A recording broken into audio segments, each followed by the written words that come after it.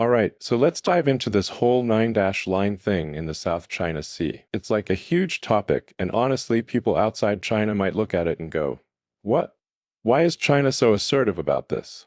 Like, it's right up there next to other countries' territory.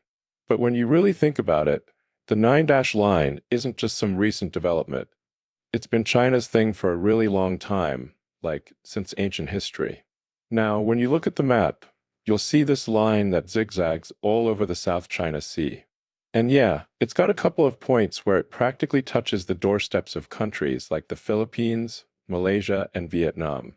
But the question is, why is China claiming all of this? Well, first things first, it's not just a random line. It has deep historical and legal roots. In fact, this line was drawn based on China's historical rights over these waters, not just some spontaneous decision that's happening now. Let's break down the basic concepts. We've got two main things going on here: China's South Sea and the South China Sea. You might be thinking, wait, isn't that the same thing? Well, not exactly. So the China South Sea is all about sovereignty, like who owns the territory. This area is roughly 2.1 million square kilometers. That's a lot of ocean.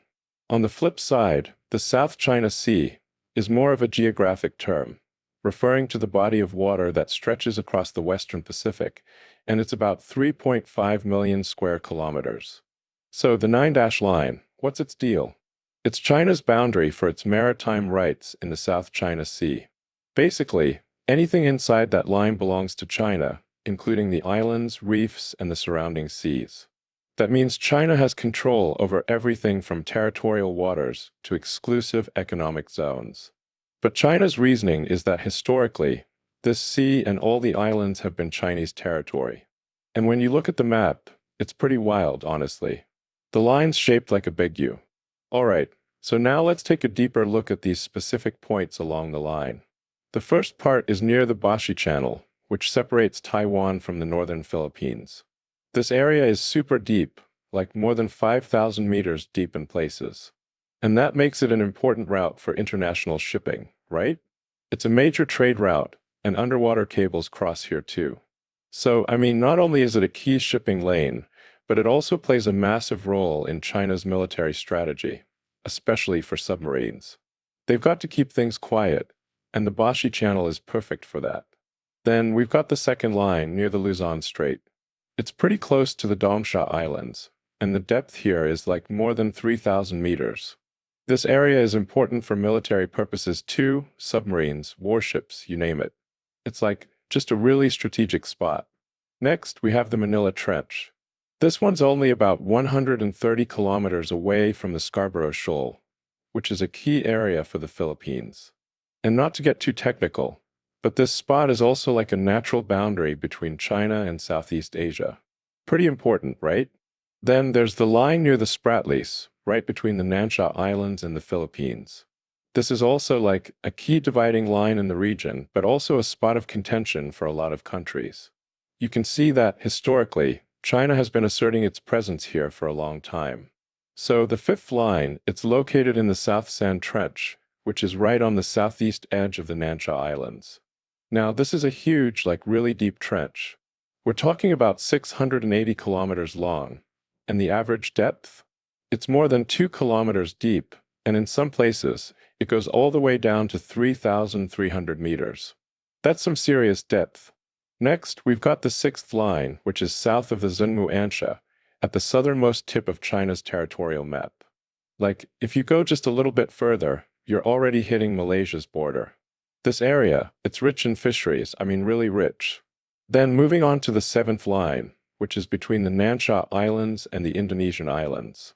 Just slightly inward from this line, you've got China's Wannan Shoal. And I gotta tell you, this spot is basically the guardian of the South China Sea. The eighth line is located between the Nansha Islands and Vietnam. Now this one is super close to Vietnam's Cam Ranh Bay. And Cam Ranh Bay? It's actually a natural harbor that's perfect for docking aircraft carriers. In fact, it's one of the most important naval bases in southern Vietnam. Finally, we've got the ninth line, which is between the Shisha Islands and Vietnam. And get this, it's only about 110 kilometers from Vietnam's Dien port. And if you look at the port, it's not just a port, it's got an air base for the Vietnamese Air Force as well. Honestly, once you look at the map, it's pretty clear. The 9-dash line is getting really close to everyone else's doorstep. And of course, countries like the Philippines are up in arms, claiming that it should be there since it's so close to them. But here's the thing. That logic is, well, pretty much nonsensical. Like, let's just put it out there. Back in 1912, when the baseline for the South China Sea was first drawn, the countries around it were all colonies. They weren't even independent yet, right? So, how could they claim sovereignty when they didn't have independence in the first place? Now, if we follow their logic, where proximity equals ownership, then, the Philippines is really close to China. And Vietnam is literally at China's front door. Does that mean those countries should belong to China too? Well, China's not exactly against the idea of, taking that logic seriously. But let's be real here. I don't think the Philippines or the US would be on board with that. When you talk about the historical and legal basis for the 9-dash line, there's no denying that the islands within this line, historically speaking, have been a part of China. It's not up for debate. Let's start with historical rights. According to international law, it's all about who discovered it first, who named it first, and who governed it first. And guess what? China was the one that first discovered, named, and controlled these islands, even back in the pre-Qin and Han dynasties. Fast forward through the Tang, Song, Ming, and Qin dynasties, and China was still in charge. The earliest records show Chinese exploration and governance in the South China Sea. Think about the story of Xu Fu during the Qin dynasty. He was sent by the emperor to find immortality, and along the way, he passed by islands that are now part of China's claim. This is some deep-rooted history we're talking about. Then, let's talk about the legal side.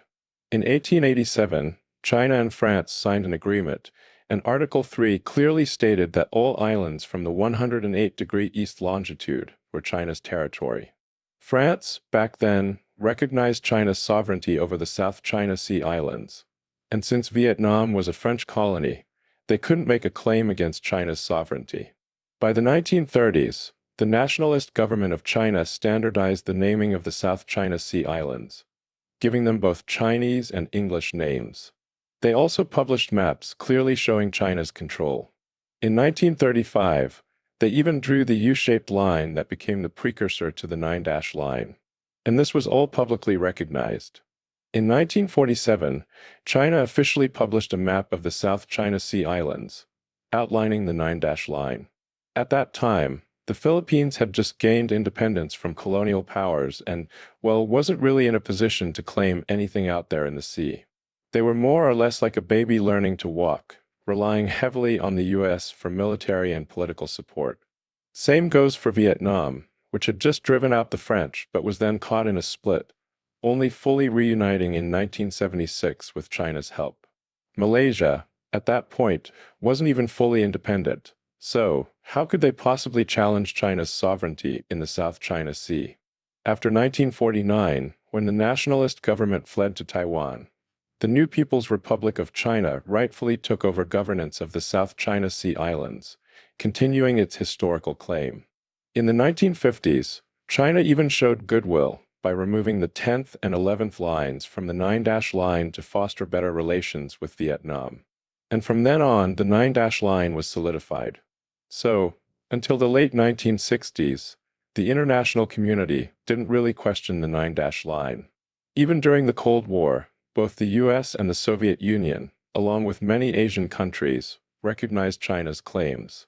It wasn't until the late 70s that other neighboring countries started to stir the pot. Probably because they realized how vital the South China Sea was for shipping routes, naval power, and of course, natural resources like oil and gas. But here's where things got tricky. At that time, China's modern navy was still in its early stages, and it didn't have full control over some of the distant islands.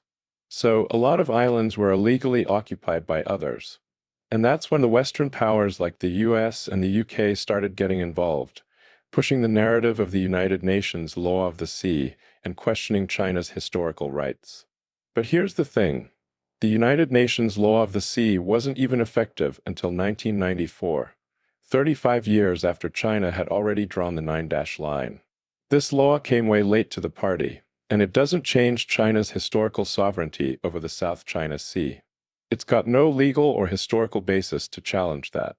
So, yeah, this whole argument against China's claims, it just doesn't hold water.